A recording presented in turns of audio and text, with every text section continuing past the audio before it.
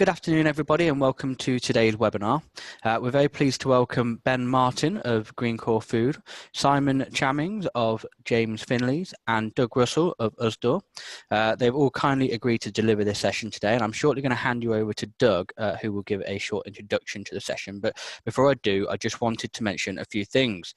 So firstly, for those of you who haven't attended one of our IOSH webinars, I'm Ben Pollard, and I take care of the technical aspects of these sessions. If there are any problems, then I shall try to assist as best as I can. On your screen then, at the top left-hand side, you'll notice a small bar with some written options on them, which are chat and Q&A. If you have any technical issues or audio problems and you need to message me at any point, please use the chat option. If you have any specific questions for any of our speakers relating to the content of the session, you can ask these using the Q&A option. At the end of each speaker's presentation, we'll have a short Q&A with them, so please ask your questions throughout. If for any reason we run out of time and there are still unanswered questions remaining at the end of the session, we'll review these at a later stage with the intention of posting some written responses following the webinar. So with all that said, I'm now going to hand you over to Doug to kickstart the session. So Doug, over to you. Thank you, Ben, and welcome to this webinar, which is designed to promote the 2019 Food and Drink Industry Health and Safety Awards. The awards are sponsored by IOSH and have been running for over 10 years now, and they're part of IOSH's contribution towards the work of the UK Food and Drink Manufacturing Forum, which brings together the health and safety executive, trade associations and trade unions from the food and drink industry with a view to improving health and safety performance there. The aim of the awards is to encourage and promote good practice, and that's why we've arranged the webinar the way that we have. My role in all of this is that I'm the Health and Safety Officer for USDOR, but also the USDOR rep on the Food and Drink Manufacturing Forum. And for the last few years, I've had the pleasure of chairing the judging panel for the awards, so that's why I've been asked to host this event. I'll tell you a bit more about the awards, how you can enter in 2019, and more importantly, perhaps why you should think about entering in 2019 towards the end of today's webinar. But first, to give you a flavour of the sorts of entries we do receive and to illustrate some very good examples of good practice that have been taking place, we've got two presentations from entrants to last year's awards.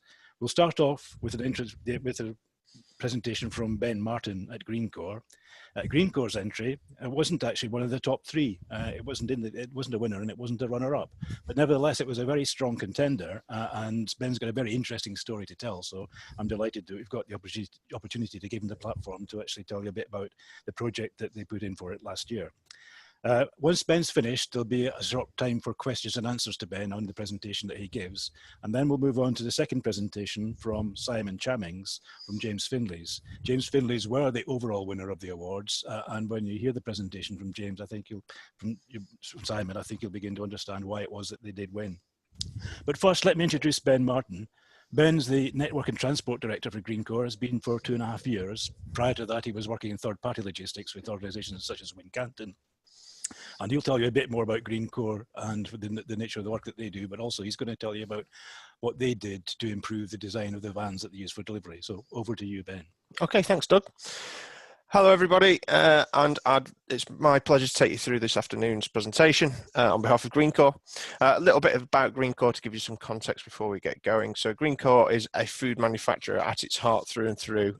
We are the UK's biggest sandwich manufacturer, as well as working in ready meals and cooking sauces. We run a logistics business to support all of that, and mainly in link with retailers to deepen our relationships with them. I run a fleet of 400 vans and 100 HDVs around the UK, delivering 350 million items per annum. And we do around 8,500 deliveries a day, covering every UK postcode. So the spectrum of what we have to cover from a road transport point of view is many and varied. And that's part of the challenges we have in a day-to-day life. Challenges within this context were around the health and safety of our drivers, so easing the drivers' access and egress of a van, as we have been suffering with falls from height. Access again to the load whilst maintaining load security, so we need drivers to be able to tip their loads at a store very quickly, but making sure that load integrity is protected. Making sure they can see, we deliver generally through the very early hours of the morning and certainly through the winter in very low light conditions. And making sure we maintain chill integrity throughout. So the biggest technical upset we will ever get is if our chill is dropped and we lose loads, unfortunately, due to the integrity of the product being compromised.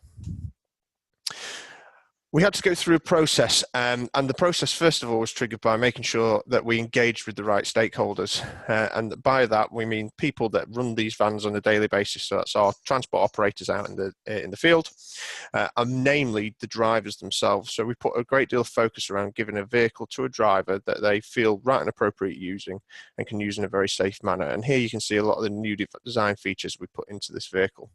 It was based on a box build we had done previously in 2015.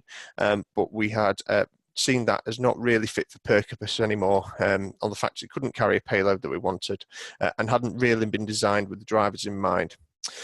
The main key points to pick up on through this are the ease of access to the rear of the vehicle for drivers. Everybody can generally get in and out of a van's cab okay, but getting in and out of what is effectively a 2-foot drop is a bit of a struggle for a driver at times.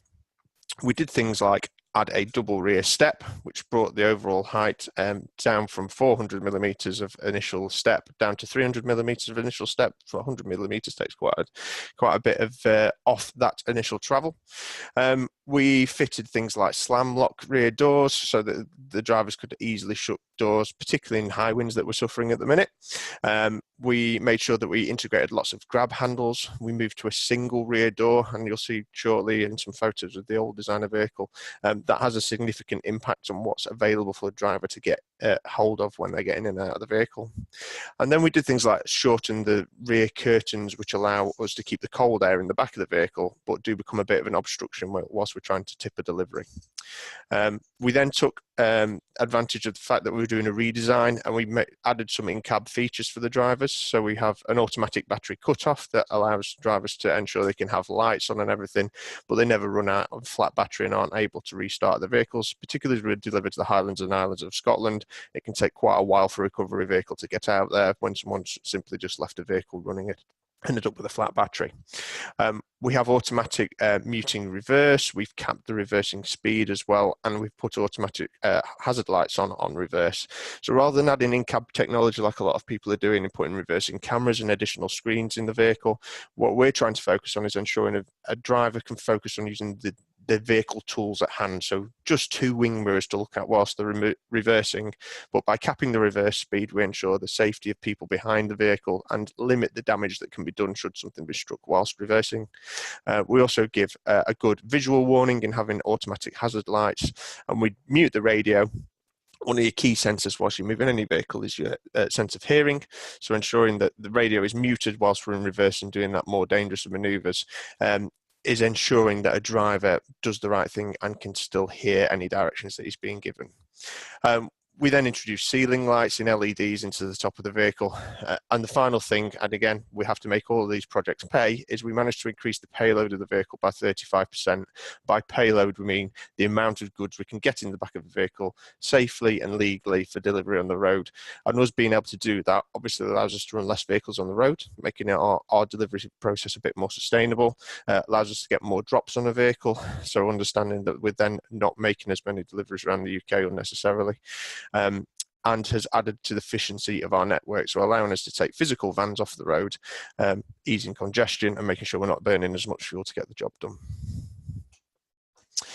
So if we reflect on the rear design, which was the key feature, particularly with the drivers in mind, if we look on the left-hand side, we can see the 2015 design. It was a barn-doored version, very heavy rear door framing, and you can see a single step at the bottom, which again was a bit of a flap-down step, a little bit of a faff to secure, would readily flap down, unfortunately, if the catchers weren't in the right place.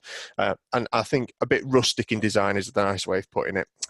We worked with our vehicle partner in Petit Forestier and Solomon's, the vehicle builder. We spent quite a long time getting driver feedback to understand, look guys, can we work with you on putting a double rear step in? There were some concerns about whether that would be heavier, whether it would be cumbersome. So we added a counterweight on the rear step, so it's really easy to fold up and down, and it does stay in situ without any catches whilst we're traveling down the road. We shrunk the rear door aperture. The guys initially were a bit resistant to say, well, what happens if we want to put a pallet in the back? Actually, we don't run with pallets in the back of our vehicles, and certainly we'll only use a panel spec van if we do. So this is around 75% of our fleet is based on the single door design now, and that allows the driver to have something to get hold of. He's not walking up into an open space with nothing around him to get hold of as he's traveling up and down into the back of the vehicle. There is a handle on the inside of the vehicle just in case anybody decides to shut the door on the driver, and making sure things like that are in place to ensure that their safety is looked after at all times.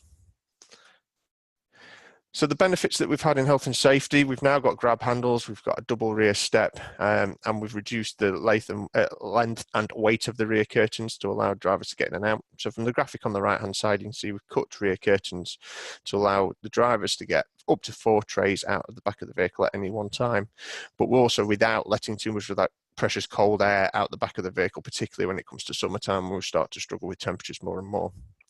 We fitted a slamming rear lock, which is like a conventional car door. We can slam it shut and it will lock itself. And we've also put sensors on the back just in case anybody decides to open the door while we're stood at traffic lights or it's not quite shut properly before we take off. And that's just to maintain load security, make sure we don't have anything spilling out the back of the vehicle. We fitted ceiling lights inside the box so the guys can literally see all times of the day, and we have fitted a rear projecting light as well. So if a driver is doing a delivery at store and there isn't any light at the delivery point, there's a big LED floodlight that comes off, cascades off the back of the vehicle so the driver is safe and can see what they're doing. As mentioned before, the automatic battery cutoff is protecting all of those ancillaries as well. So we put all these lights and various equipment into the vehicles. We then have to protect the battery to ensure it's still ready to restart as and when we need it. And again, we keep concentrating this curtain length to make sure that we're in the right space with our technical side, as well as giving the driver the best safety we can. And there's some shots of the final outcome. So this is one of our drivers in Warrington, Ben Drabble, who took out the maiden voyage of the vehicle.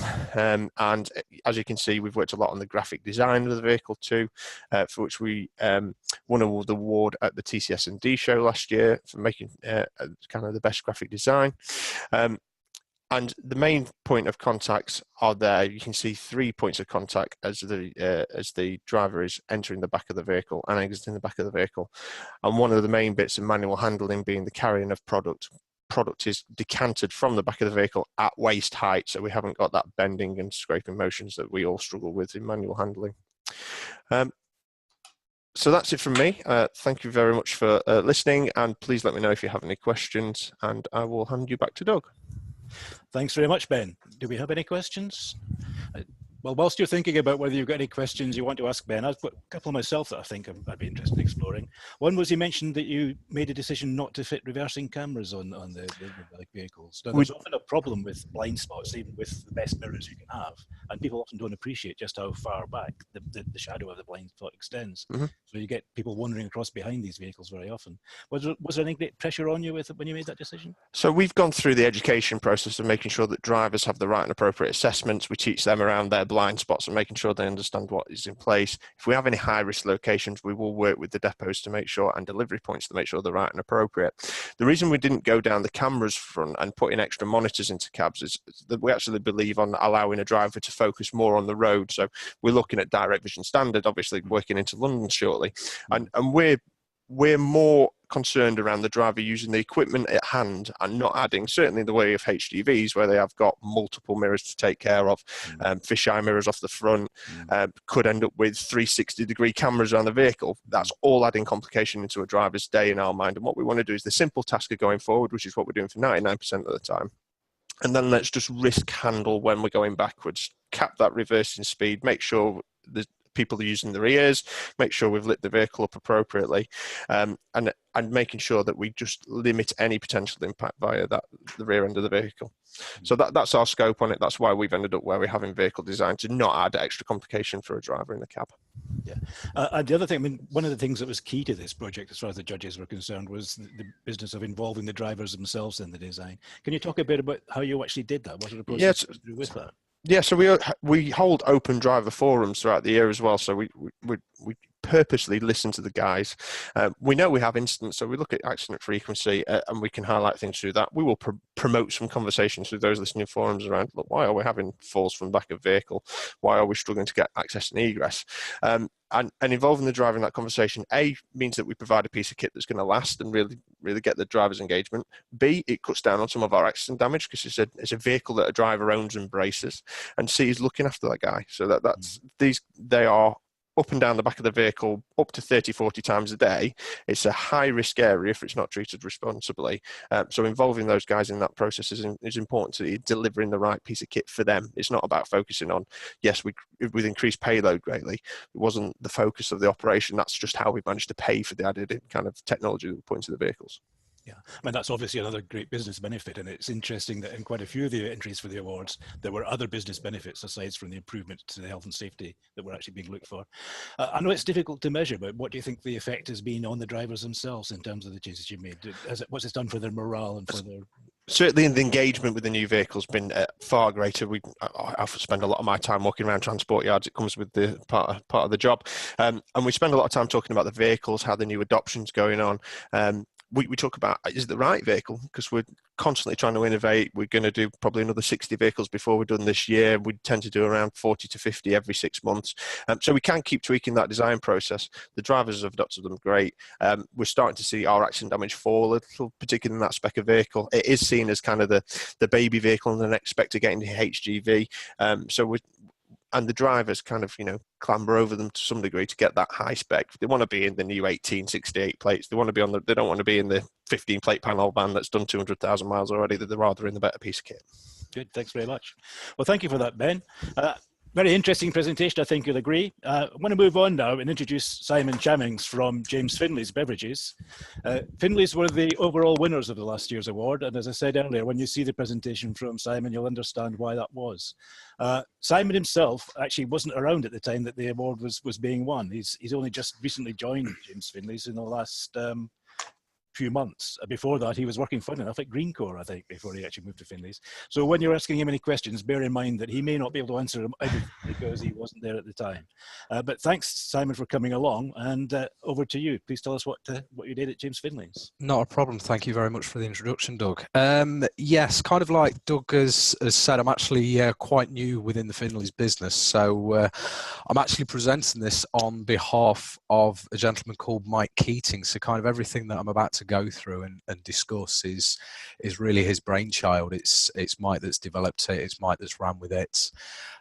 He's put all the legwork in behind this, and hopefully, as you'll all agree after I've gone through the presentation, he's done a fantastic piece of work.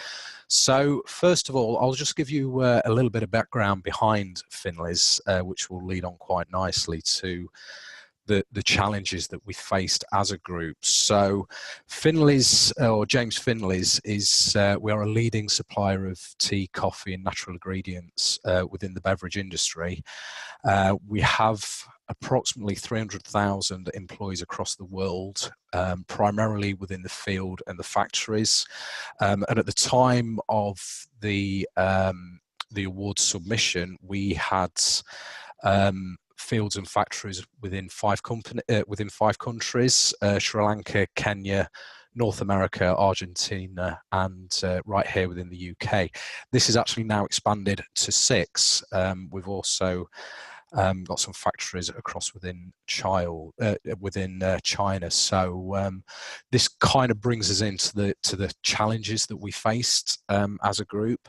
So what we was finding, or what the group was finding, was that there was a huge kind of geographical culture difference across the operating footprint for Finley's, which basically meant that there were significant differences in regional legislation, standards, enforcement, things like that.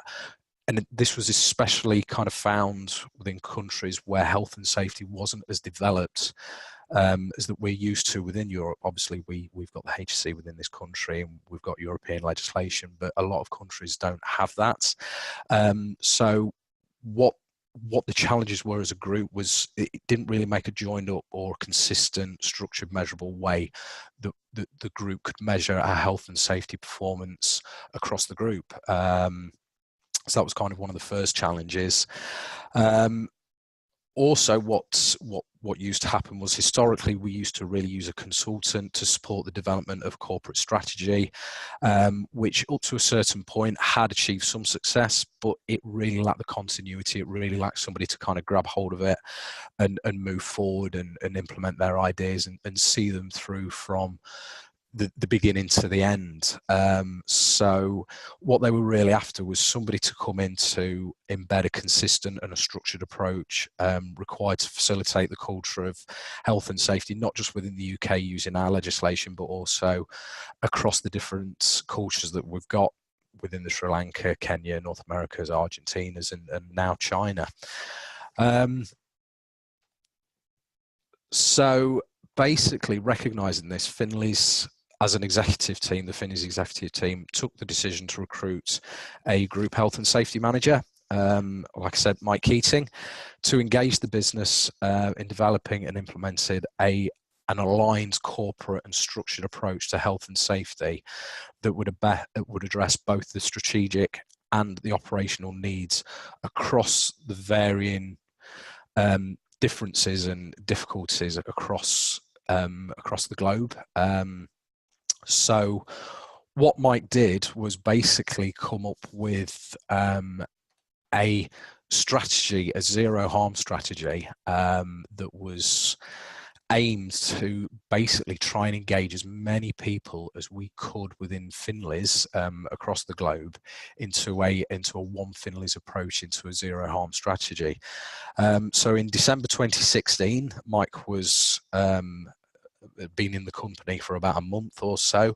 So he established a corporate health and safety team, ensuring that all the businesses were represented. So again, not just within the UK, but UK, Kenya, Sri Lanka, China, everywhere that we have tea estates and factories. And he made sure that everybody was involved. We started to have monthly calls. So each estate or each factory was had either a health and safety manager, or appointed health and safety advice. So we then started these monthly calls, which has evolved into the Finley's Always Safe team, or the FAST team as we call it within our little hub. Then in sort of January to April 2017, he used that period to consult along with the FAST team and engage with as many people as we could into developing a draft safety strategy into a practical model that could be owned and executed at all levels throughout the globe, straight from the Finley's executive team all the way down to the tea pickers within a field in Kenya. So that was very, very challenging. In April, the global executive team basically participated in a half-day workshop with Mike, where he basically discussed the strategy and moved it forward into what is now known as the zero harm strategy. It wasn't so much about the strategy content, this workshop. It was really kind of more to ensure that all the executive team was signed up to it. It was more to go through that, okay, this is the strategy, but do you understand exactly what the strategy means? And again, talking to Mike, this was just absolutely invaluable. The opening question was from Mike, do you think all accidents are preventable? Which I believe he got varied responses. But I think the majority of people, if not everybody within the involvement there, it was a little bit of a light bulb moment, and it did ensure alignment from a kind of global executive level, and it was unanimously agreed to kind of support and resource the zero harm strategy, again, not from just within this country, but from across the globe as a whole. So the launch went out on April 2017. So the launches were quite varied, obviously because of the kind of nature of our business. What would work within the UK potentially wouldn't work in a tea estate in the middle of Kenya or Sri Lanka. So there was quite varied. However, every business throughout the Finley's group did get engaged, and on the within the first couple of days, nearly 25,000 employees participated in the launch, which was nearly 3/4 of our total workforce. And the remaining quarter was actually engaged within the following 2 weeks of the actual launch. So kind of like I said, there was 2 aspects really regarding this launch. First of all is the zero harm roadmap. So Mike developed this. Obviously within the UK we have legislation, we have guidelines that we have to follow, but it doesn't really work like that when you're kind of out Sri Lanka and out in Kenya. So what Mike did was he developed a roadmap, and this was a way that Finleys as a group could actually meet our geographical, cultural and business challenges, and the variations of health and safety legislation and capability and the standards for both the businesses and also the individuals. So this roadmap was developed, and basically it supported a flexible approach throughout the group. He designed this around the 7 routes of success, which had basically been identified as part of the corporate approach to health and safety, but he's also expanded these 7 routes into branches. So the one that everybody can see on the screen is one of the routes is leadership, and then within the leadership route he's got the branches of providing visible safety leadership, setting clear expectations, making resource available, etc., etc. So basically each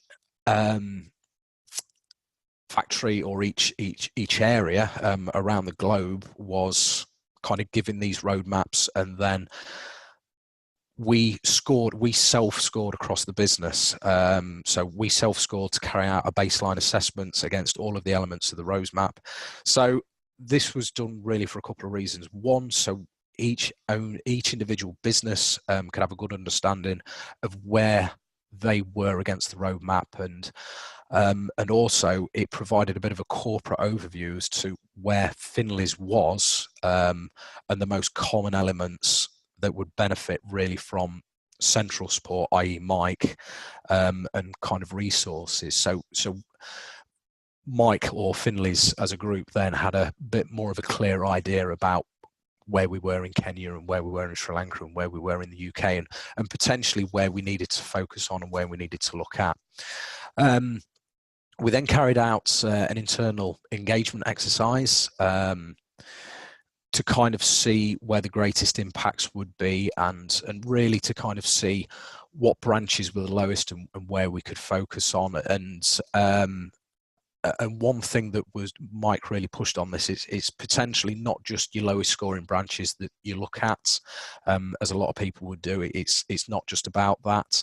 It's really about driving forwards and where you could make improvements, and really using the roadmap as a really good toolkit to enable health and safety to be moved forward from a strategy, but also down to the grassroots into the workers' fields. So basically the result was that every single business unit within the group had a bespoke health and safety action plan, with the overall aim of delivering a zero harm approach. So that was the zero harm approach. In conjunction with this, Mike also looked at not so much the strategy side of view and where we were, but also from a cultural point of view. So again, one of the not so much blockades that we had, but one of the issues that we potentially had was the different cultures that we had, and how people look at safety, and kind of how it's gone across to them as safety. So what Mike developed was the Always Safe culture, really. It's a symbol, so this symbol has been gone across into all the different languages. So it's in Argentinian, Chinese, English, Sri Lankan, Kenyan. So everybody knows what it is, and the idea behind a symbol is that you don't need to read to know what it means. It's the thumbs up symbol. So Mike had identified earlier on that they did need some sort of pictogram that would mean something to everybody, regardless, like I said, of literacy levels. So we retained the Always Safe wording logo, like I said, and then it was translated across all the different languages. And like I said, it just provides really for Finleys a very simple health and safety brand. We could go anywhere to any community, anywhere across the world. We could show this sticker and anybody would know exactly what it means, from the offices down in London to the factory where I am in Pontefract, across to the tea estates in Sri Lanka or Kenya. Everybody understands what it means. So it's absolutely fantastic. We've done quite a few different things with these. We've used them in regional competitions. We've used them in poster campaigns. And they've also actually used them as a one-off brand production of an Always Safe green tea, which commemorated the Always Safe launch. Unfortunately, I missed out on this green tea, so I'm still waiting to see if we can get some on back order. Whoops, sorry. So yeah, in addition to this, Finleys as a group, not only launching the Always Safe and the Zero Harm, we kind of looked at the values. We reviewed the corporate values within 2017, and both the Zero Harm and the Always Safe approaches were included within the core values of the group, within the sustainability heading, which basically means that this helped to raise the profile of what we were trying to do and further engage people out within all different areas as we tried to roll these projects out. And it's been very, very significant in that basically now health and safety it's not really called a priority, and that might sound quite strange because obviously health and safety is priority, but what we were trying to do is go away from that and make it really more so that it's a value. Health and safety is a value that should underpin everything that we do, and it shouldn't be a separate or a bolt-on value. It should be integral to everything, really. So yeah, I mean that's basically the very short version of a very, very long process that group and Mike Keating has gone through to really try and develop the cultural and the strategic strategies from Finleys as a group. Thanks very much, Simon. No problems. People are still being very quiet out there, but I find that quite fascinating. It's a shame that Mike isn't here himself, because I suspect you might have difficulty answering some of the questions. Well, but one of the first ones was the consultation period, which was quite impressive. That idea of covering all the sites and yes, right down to the level of the pickers in the fields to try and find out what people wanted. I'd love to know how that was done, because in my experience, when somebody from head office turns up at a far-flung part of the organisation, it's always smells of fresh paint and it's been nicely swept, and people say the right things rather than what you really need to do when you're in that situation. So yeah, I mean, from like I kind of touched upon earlier on, with every month all of the health and safety managers or health and safety assistants or the recognised health and safety professionals from each of the areas, we dial in on a monthly fast call, which is quite interesting, because I'll be sat at 12:30 in my little office and I'll be chatting away to somebody who's maybe in Argentina and it's 7:30 in the morning. So it's quite surreal. But I think I mean, Mike is probably the best person to talk to on this, but from my understanding, it's good old technology which really helped. It was he basically went out and he kind of got engagement from the different countries. We appointed different safety professionals and safety help from each of the different countries. He really drove forward the kind of Skype calls where he was trying to deliver his message, and he was asking the safety professionals, the safety managers, to kind of really go out and look at what they thought about health and safety within their areas, within their countries, and really he started to roll out the roadmap and kind of started to look at the strategy, and it was basically, there was included every step of the way. It was like, look, if we look at these core values, and if we kind of look at this type of strategy, and this is how I'm developing the roadmap, how will this be of benefit to you? And it was really kicked around between it.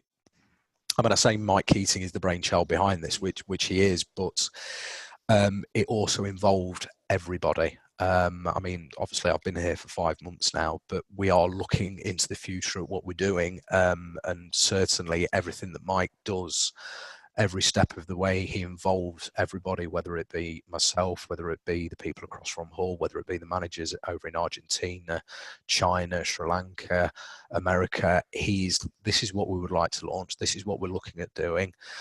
This is the draft. Have a look at it, rip it apart, come back to me, and then we'll review it, and then we'll come up with version 2, version 3, version 4, version 5. So he really does get that engagement to make sure that what we're launching is right for everybody, not just for an area. It's really looking at it from a global point of view. Yeah, and in effect, the beauty of the roots and branches approach that was in the roadmap is that it gives you some very good leading indicators that you can use. Absolutely. Culture, rather than just relying on lost time accidents or whatever. Absolutely, and the beauty about it is because how Mike has kind of developed it is not all of the branches. Yes, all of the routes are relevant to everybody, but potentially not all of the branches within a route would be applicable. So, for example, what is applicable for where I work within Pontefract? I mean, we blend the tea, we roast coffee, we package, and we distribute. That's a different set of challenges for somebody who is picking tea in the middle of a field in the middle of Sri Lanka. So what might be relevant to me might not be relevant for these guys, and vice versa. What might be relevant for them might not be relevant for myself. So he's really kind of gone forward with, like, look at the branches, really score yourself. If they're not applicable, don't worry about it, but just really kind of focus on giving yourself an honest and open view, and Mike is very much about this. I mean, and then it's really, you then sit down and you make an action plan from what you've really looked at, from looking at from what you've kind of scored yourself on. That is your action plan.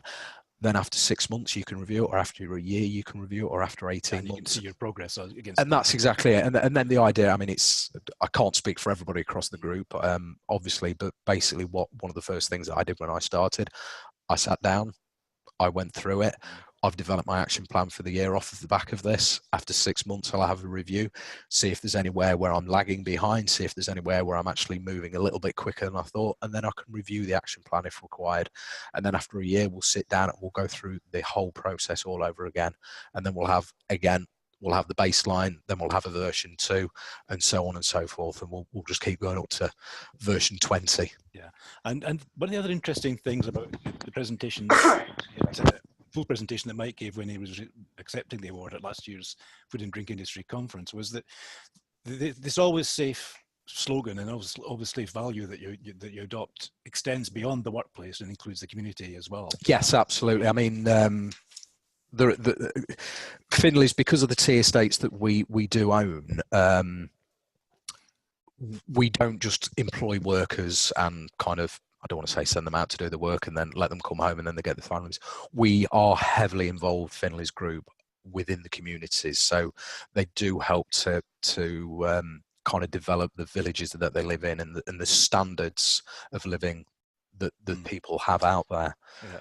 I get it, but is that community aspect of it also reflected in this country as well? And the things that have happened? Is there anything that you guys have done at Pontefract that? Yeah, I mean, we obviously part of the remit of kind of myself is that we do have community days, and like the kind of logos are always there. I mean, up in the kind of Pontefract site that they're looking at, kind of certainly later on this year, we kind of have like a friends and family. We're potentially looking at like a friends and family day, and it's not just to involve the workforce. It's to kind of take that step out a little bit and try and involve the wider community. Mm-hmm. Good, yeah. Thanks very much for that, Simon. I should say, by the way, as well, that when Mike turned up to receive the award at last year's conference, he did bring a sample of that tea along with him, and I got a little bit of it. It's actually very nice tea. Oh, so. Brilliant. It's good to know. At least somebody's had it. Yeah. Well, thanks for those two presentations. It's my turn now to actually just finish the webinar off by telling you a little bit more about how and why you should enter for this year's awards. One of the first things that I would suggest that anybody who's interested and has been perhaps inspired by the presentations and wants to find out more, one of the first things they should do is go onto the IOSH website and check out the website. And on the website, when you get to the food and drink industry group set pages on the website, you'll find the appropriate place to click on to take you to the awards. There's a flyer which explains what the awards are all about. There's a simple entry form that you have to fill in if you want to enter. There's a link which will take you to previous award winners, so as you can again find out more about other things that other people have been doing. It's a very useful part of the IOSH website to explore. As the flyer explains, and as I said at the beginning, the awards are sponsored by the IOSH Food and Drink Industries Group. And basically what they're designed to do is to recognize any innovative project which has produced a practical solution to and made a positive impact on a safety or health problem in a workplace. The group runs this on behalf of the Food and Drink Manufacturing Forum, and the forum gives its full support to the awards. And in return, we think that the awards actually play an important part in fulfilling the aims of the common strategy that the Food and Drink Manufacturing Forum has agreed for the current period. And therefore, they're very, very useful. What the winners get when they win the awards is a number of benefits. For the winner themselves, there's a £150 cash prize. For the up to two runners-up, there are cash prizes of £250. But perhaps more important than those small cash benefits, they all get a free place at the Food and Drink Manufacturing Conference, which is this year going to be held at Forest Pines Hotel near Scunthorpe in Lincolnshire on the 1st and 2nd of October. And it's one of the best health and safety conferences in the country, because it's always packed full of very informative and good value presentations and advice on how to actually manage health and safety in the business. The awards are actually awarded at a ceremony and the dinner on the first evening of the conference. And on the second day of the conference, the award winners are given a few minutes to actually present to the conference to tell people what it was they did and therefore why it was that they won those awards. And that's sometimes a nerve-wracking experience for people who might not be used to public speaking, but it's always been found to be very rewarding for those people who actually take part in it.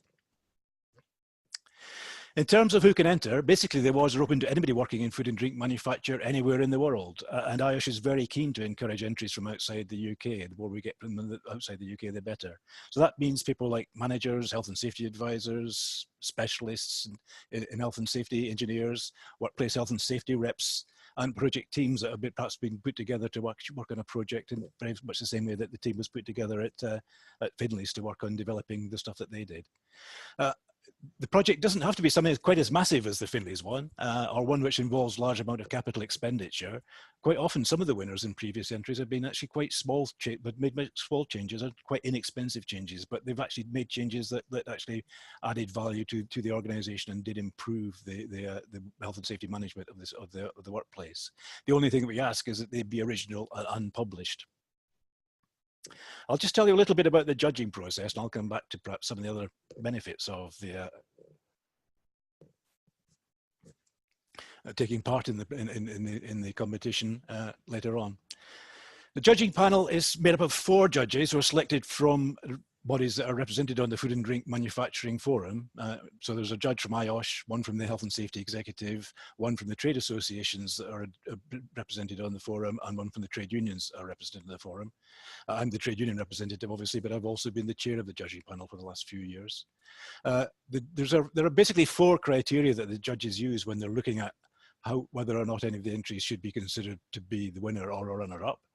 Basically, does it tackle an issue in an innovative way for that particular site and that particular organisation? Is there clear evidence of the need for the project that was taking place? Is it clear how it worked? And most importantly, what impact did it have once it was introduced? And in addition, in order to sort of separate out the ones that are all coming up at the top of the list when we look at all the entries we get, and there might be some that cluster together at the top, we give extra weight to entries which demonstrate other business benefits apart from the improvement to the health and safety that was the intention of the project, and also to entries which show evidence of either effective leadership or good employee engagement. And again, both the presentations you've heard this morning illustrate that very, very good employee engagement. And in the case of Finley's, I think it was also quite impressive that there was very much senior buy-in to the project. It was quite clear there was very strong leadership all the way through that project as well, which meant that it has achieved the impressive results that it has managed to get. Just a few tips if you are thinking of entering when it comes to maximising your chances of being in the top 3 if you're going for this year's awards. It might sound a bit obvious, but one of the first things is to actually answer the questions that are asked on the entry form. You'd be quite surprised that in the past we've had some entries that look like they could potentially be very good entries. They might well have been contenders for being in the top 3, but because the person who was filling the form in didn't actually answer the questions, but just gave some other bits of information that they thought we might find interesting, we couldn't actually judge them properly because we didn't have the information we needed to actually make the decision on whether or not they should be in or out of the running. So answer the questions and make sure you answer all the questions. Some might be difficult sometimes. For example, one of the questions we ask is about the costs and benefits of whatever it was you did. And it might be difficult if it wasn't a big project. It might be difficult to actually do very precise costings on it. But we're not looking for a detailed financial spreadsheet that lists all the financial costs and the benefits and the savings that came from it. We're just looking for some evidence that you've given some thought to what the costs and the benefits were. Coming back to the James Finley's one, surprisingly enough, according to Mike Keating, the costs were actually not that great because it was more a way of changing the way that they already did things that they already knew they had to do, rather than spending a lot of money and effort introducing new things into the system. When you're filling in the form, don't assume that the issue and the methods or the outcome are obvious. The judges are very unlikely to know what your workplace looks like and to know exactly what the processes are that you're engaged with in the part of the industry you're in. So be careful when you're explaining what the problem was and what you did about it, that you explain it as clearly as possible. That's where using other attachments is a great help. Photographs, videos, PowerPoint presentations that might have been used as part of the process all can help to give the background that the judges need to have a better understanding of what it was that was going on. And try to avoid using jargon, or if you do, explain what it means. Lots of organizations are very fond of TLAs, that 3-letter abbreviations all over the place in their organization, and everybody in the business knows what that means, but they're not immediately obvious to outsiders. So if you're going to use them in your entry, then make sure you explain them at least once so that people can recognize them when they crop up again. Having said that you can't take much for granted, it's also obviously important to keep it as simple as possible. If we get 15 to 25 entries most years, and the judges have to time to go through them all and make sure they've got a good understanding of them all so they can score them against each other. So there's a balance between keeping it simple and spelling out what it was you did, but it's important to try and achieve that balance. And once again, that's where adding attachments and to the entry can be a big help in explaining what was going on. But basically, have a go. If you don't put an entry in, then you don't stand a chance of winning, and you don't stand a chance of getting those free places at the conference and the chance to tell other people what good work you're actually doing. If you do go onto the website, as I said, there's a section of it where you can click on and it'll take you through to a page which lists the presentations from winners over the last few years, winners and runners-up over the last few years, so you can get a flavour for some of the things that some other people have done. And as I say, it's interesting because you'll see that they vary from the big global sort of entries, such as James Finley's ones, through to ones that were actually far more local and far smaller in scope, but nevertheless will achieve significant improvements in that particular site to the health and safety for that particular site. And along the way, you might be inspired to find some ideas you can try out in your own workplace as well, because this is all about sharing good practice and encouraging others to follow by example.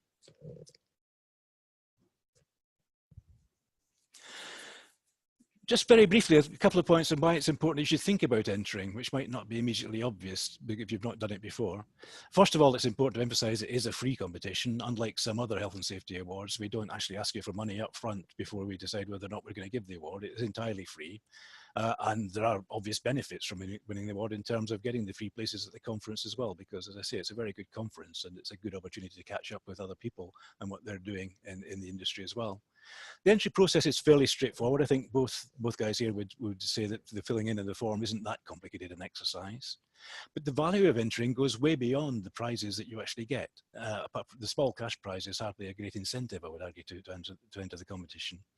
From talking to people who've entered in the past, there are a number of things that stand out to the judges that are quite significant. Just taking the time to complete the entry form in itself is a great way to actually recognize and acknowledge that you've got people working for you who have been doing something worthwhile in health and safety. We're very bad, and certainly in this country, at patting ourselves on the back and recognizing when people have done something which should be recognized and should be acknowledged. And the exercise of gathering the information together and putting together the argument about why it was important to do what you did and what the benefits were is a great way of actually getting that message across inside your own workplace, even before you send the entry form off to IOSH for consideration. And if you're lucky enough to be in the winner or one of the runners up, then it does bring all sorts of benefits as well to the workplace, according to the people who have won in the past. It's obviously nice to get that recognition from your peers, and the chance to present at conference is a great occasion to actually celebrate what you've done with other people. But more importantly, within the workplace, we get told that the people who actually win the award feel genuine ownership of the award. Quite often it ends up being put in a presentation cabinet at the front entrance to the building, so that visitors come in every time they come into the building, they can see it's there as well and ask what it's about.